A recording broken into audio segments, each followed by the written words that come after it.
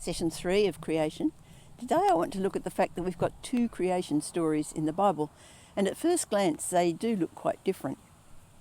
The reason there are two is that these first few books of the Old Testament come from different writings, different people, and someone has put them together.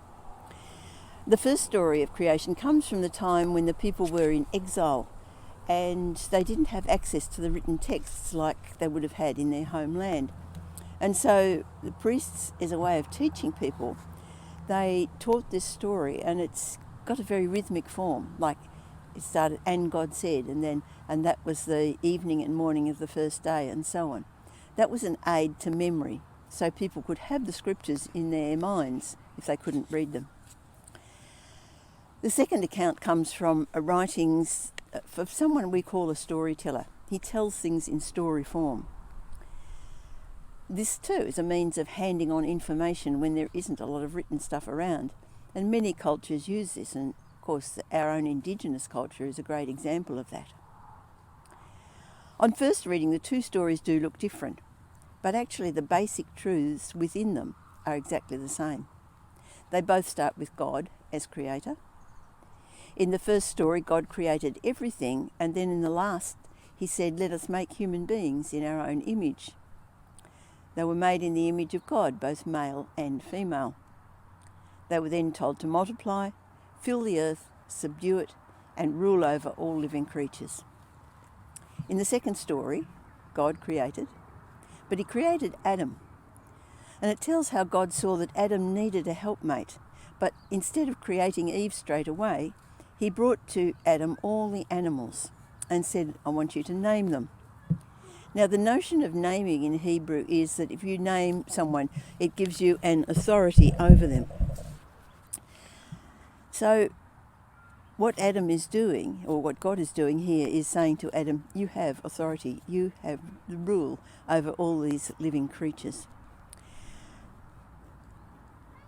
The reason for the Jewish people today not using the name of God is exactly the same. They're saying if they use his name, they're saying they have an authority over God.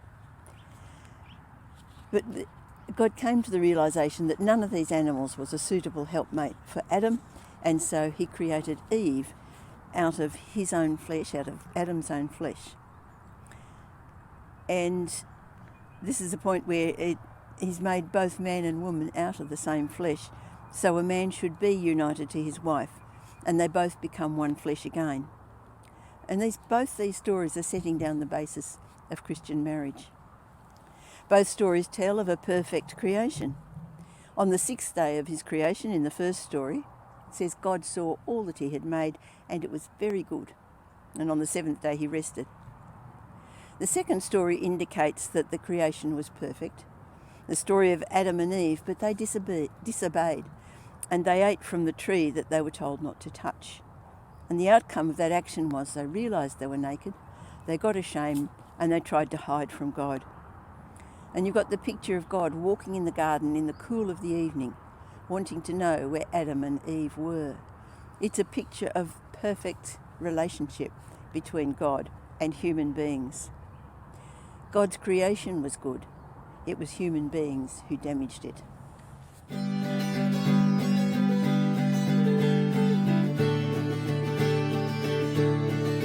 You're the Word of God the Father, from before the world began. Every star and every planet has been fashioned by your hand. All creation holds together by the power of your voice. Let the skies declare your glory. Let the land and seas rejoice. You're the author of creation. You're the word of every man. And your cry of love rings out across the land. Yet you left the gaze of angels, men who seek and save the lost, and exchange the joy